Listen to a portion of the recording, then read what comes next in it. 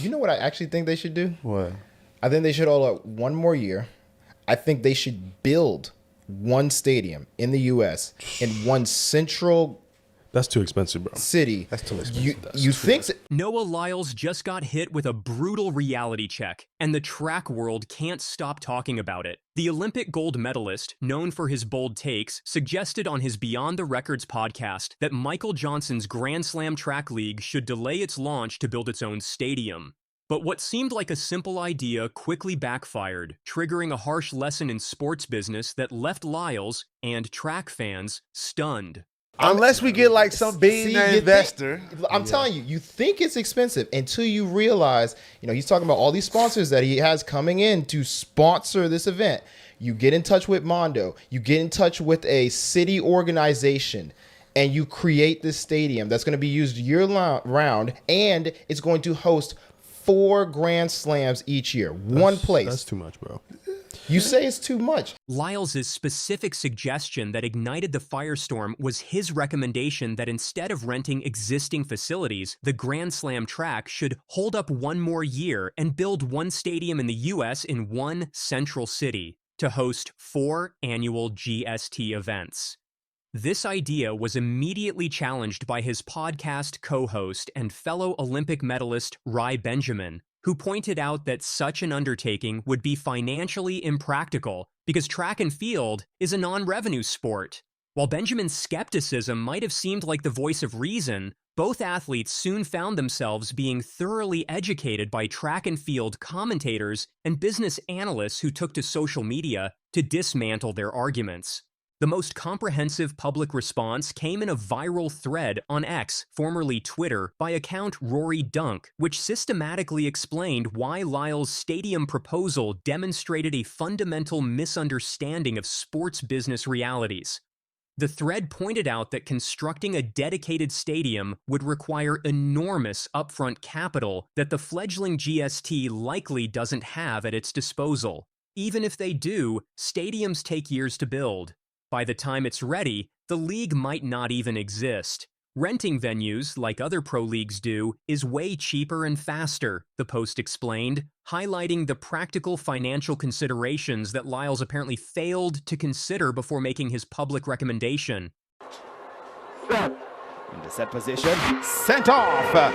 Second time of asking, clean break for the entire field. Kingston College are traveling well in lane 5. Calabar, they'll have some work to do. So it's Kingston. Beyond the initial construction costs, the thread continued to educate the Lyles on the ongoing financial burden his proposal would create, detailing the substantial recurring maintenance expenses that would make a dedicated stadium financially unsustainable for a league hosting only 4 annual events. Year-round usage, utilities, security and staff, track resurfacing, and more would create an ongoing financial drain that would far outweigh any benefits of having a permanent facility, especially given the limited use that Lyles himself had suggested. This detailed breakdown of the financial reality revealed a surprising gap in business understanding from an athlete who has otherwise been savvy in building his personal brand and marketing presence in the sport. I would love to be proven wrong. Yeah. 100%. All the way. And then you become a challenger, right? And then I become a challenger. If everything lines up. If everything lines up. I would love to be proven wrong. I would love nothing but for this to be successful. Yeah. Because if it does, the amount of benefits that it would provide, this could be a way for athletes to not have to only rely on world championships, because you could potentially be making more money consistently throughout the year.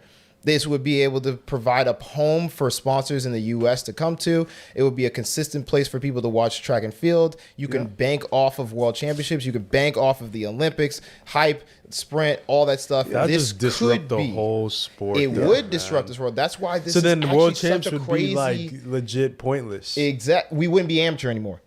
But wait, there is more. The public education didn't stop with Lyles, as Benjamin's characterization of track and field as a non-revenue sport also received a thorough correction. The viral thread explained that while track and field might not generate the massive revenues of major team sports like basketball or football, it does have significant revenue streams through sponsorships and television deals.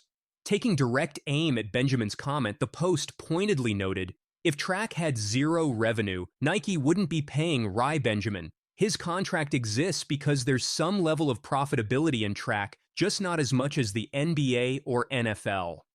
This observation highlighted a curious disconnect between Benjamin's own professional situation and his understanding of the sport's business model. Cleanly, it's a fast start from Trayvon Bromwell and from Terence Jones. Noah Lyles driving hard here in the middle. It is going to be a win for Noah Lyles.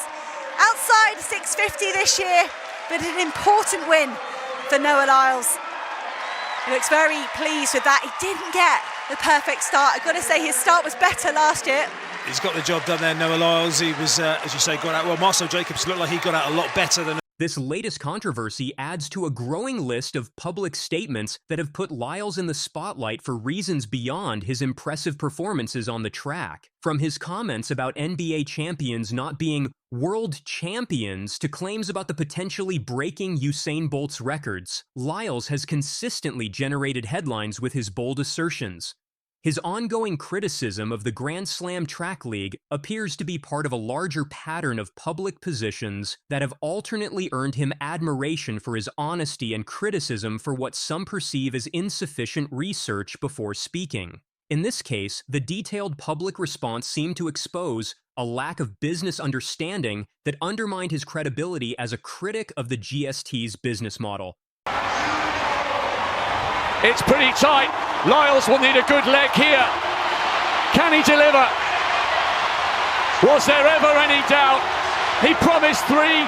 He's delivered 3 this week. The Grand Slam Track League, founded by track legend Michael Johnson with a reported $30 million investment, aims to revolutionize how track and field is presented and monetized. Unlike the established Diamond League, which operates as a collection of independently managed meets under a common banner, the GST employs a unified ownership model similar to major professional sports leagues. Lyles has expressed skepticism about this approach, stating on his podcast, "The reason that I don't believe that can work is because the Diamond League meets are actually individual entities. Grand Slam is under one umbrella. It's all owned by Grand Slam. It's a business model." This critique, along with concerns about marketing and scheduling, has positioned Lyles as one of the most prominent voices challenging Johnson's vision for the sports. The inaugural GST season prepares to launch in Kingston, Jamaica on April 4th to 6th, with events following in Florida, Philadelphia, and Los Angeles. The public lesson that Lyles and Benjamin received sheds light on the complex business challenges facing track and field as it strives for greater commercial success. The discussion ended with the key takeaway that the sport does generate money, but struggles to accumulate enough profits, emphasizing the need for a stronger business model. Will track and field ever find the right formula to achieve the mainstream success? Share your thoughts in the comments section and subscribe to our channel for more updates. Field, drive. Set. 2 more throws. Where you pick up from? Where that can benefit you? Yes, you pick. Not even fractionally big. Usain Bolt just revealed a shocking secret behind his record-breaking speed, and it's not what you'd expect. The 8-time Olympic gold medalist admitted he hated one of the key routines that kept him at the top. In a recent video, Bolt shared footage of himself taking an ice bath, a recovery method he despised but relied on throughout his career. It was painful, uncomfortable, but absolutely essential to his dominance on the track. This is a side of Bolt you've never seen before. Well, let's get you both in. Yeah. Here we go. I gotta take my socks off. Uh-huh. How is it? It's warm. Oh, you got to be getting me. I don't know. Oh, dear God. Yeah, it looks like he won to me. I don't even know what we doing. People pray this. I work out for a couple of weeks now, and I can't feel the lactic in my muscles, you see me. So one thing I always hate when I'm on the track, I can't believe I'm going to do this right now, pray this ice bath. Bolt shared in his recent social media post showing himself grimacing as he lowered into the frigid water. The retired Jamaican sprint legend followed this with a caption that revealed the true secret behind his world record performances. If you want to be great, this is the stuff you have to do even when you don't want to. my coach would be proud of me right now." This candid admission offers a rare glimpse into the less glamorous side of athletic greatness that fans rarely witness. While spectators across the globe marveled at Bolt's speed and showmanship on the Olympic stage, few realized that behind every lightning-fast performance was a disciplined athlete willing to endure uncomfortable recovery methods he personally disliked. The contrast between Bolt's public persona, joyful, relaxed, and seemingly carefree, and his behind-the-scenes commitment to uncomfortable recovery protocols adds complexity to our understanding of his success. This willingness to embrace discomfort rather than relying solely on natural talent or physical gifts appears to be what Bolt now considers his true competitive advantage, challenging the narrative that he succeeded primarily through genetic good fortune. For young athletes watching Bolt's meteoric rise to fame, this message about the importance of discipline and recovery could prove far more valuable than technical advice about sprinting form or race strategy. The reality that even the most naturally gifted athlete in sprint history credits his success, partly to uncomfortable recovery methods, sends a powerful message about what truly separates champions from competitors. Bolt's revelation suggests that the secret to athletic greatness often lies not in what happens during the moments of glory captured on camera, but in the unglamorous, uncomfortable work done when no one is watching.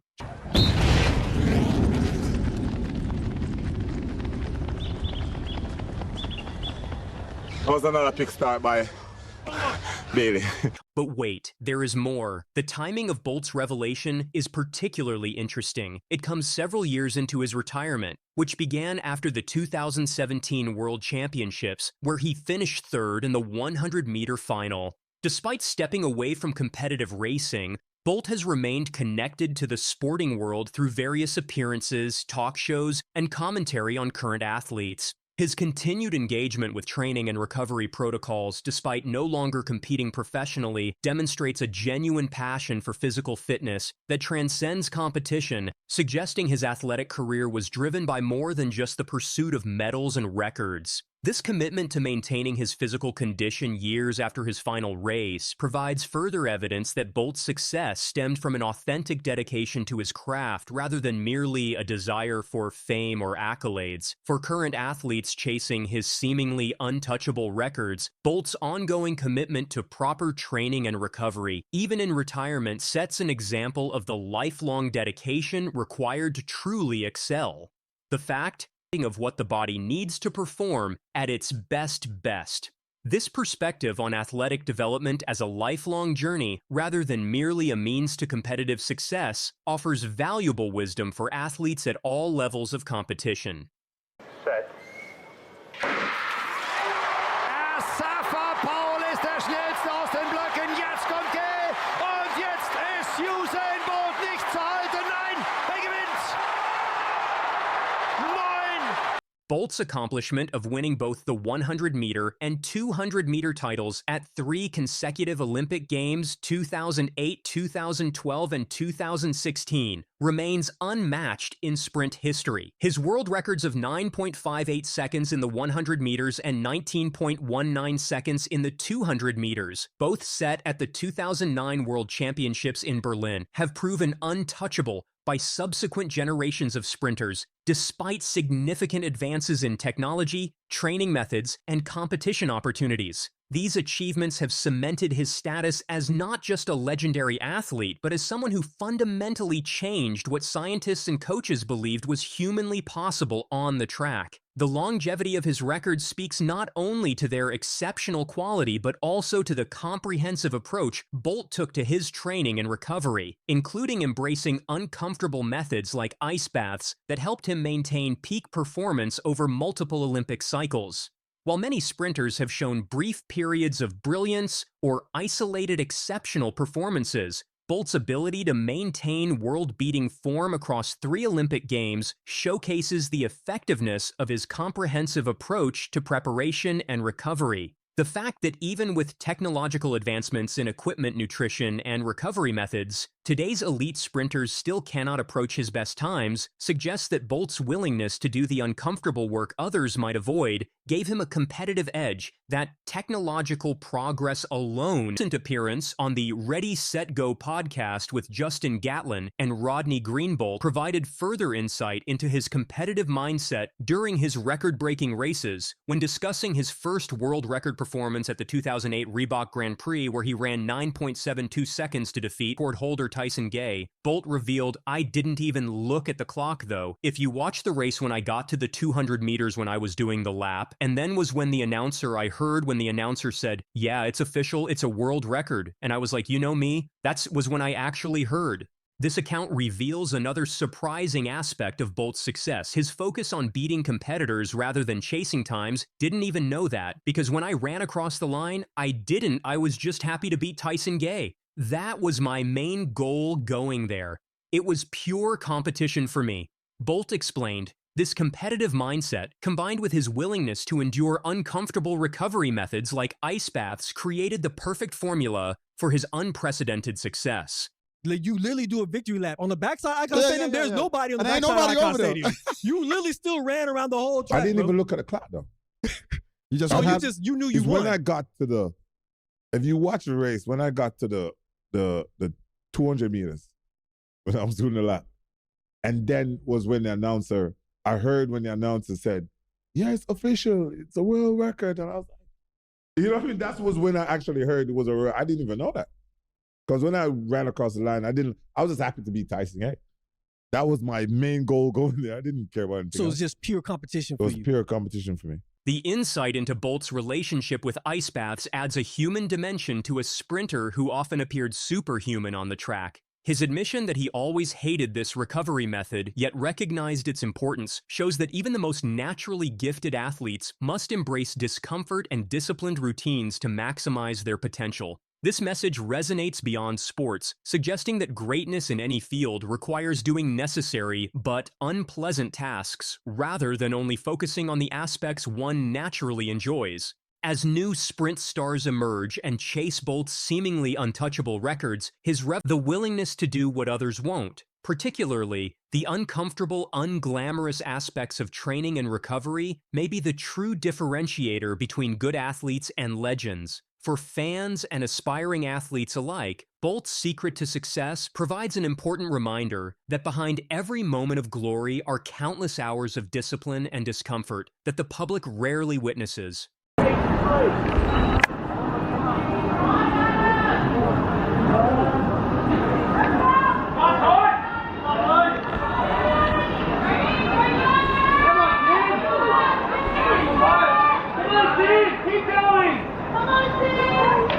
Gout just shook up the track world with a jaw-dropping performance, smashing Olympic champion Noah Lyles' personal best in the 400 meters at just 17 years old, clocking an unreal 46.20 at Brisbane's Joanna Stone Shield meet. He's now the fastest U18 Australian in this event in 35 years. But here's where it gets even more interesting. Despite dominating the 400 meters, Gout isn't planning to stick with it. Just like Usain Bolt, he's shifting his focus to the shorter sprints. With this kind of speed and raw talent, could he be the next big sprinting legend? Let's take a closer look. We really start to open him up. So let the legs loose and let the kid run. He is absolutely gone. He is Gout of this world. The parallels between Gout and Bolt extend beyond just their exceptional speed and early success. In a recent episode of the Ready, Set, Go podcast with Rodney Green, Bolt revealed his long-standing aversion to the 400-meter event despite having success in it during his developmental years. The 400 meters, I didn't care. I didn't care about nothing. The fear of the 400, bro. I just didn't want to do it, confessed the 8-time Olympic gold medalist, providing rare insight into the psychological aspects that shaped his legendary career. Let's see what Bolt said. I've never said this before, bro. The only reason, there's no, oh, I want to be like this guy. I just never want to run the 400 meters. I didn't care. I didn't care about nothing, bro. The fear of the 400 made him the best 100-meter runner in history. The fear of the 400 meters. I just didn't want to do it. I didn't, like, the 200 is my favorite event, bro. That's what I love. I love my 200 meters. Yeah. Loved it. You know what I mean? Because throughout the years, when I started running, I used to run 100 meters, but I was so slow at the blocks I would never make it through the semifinal.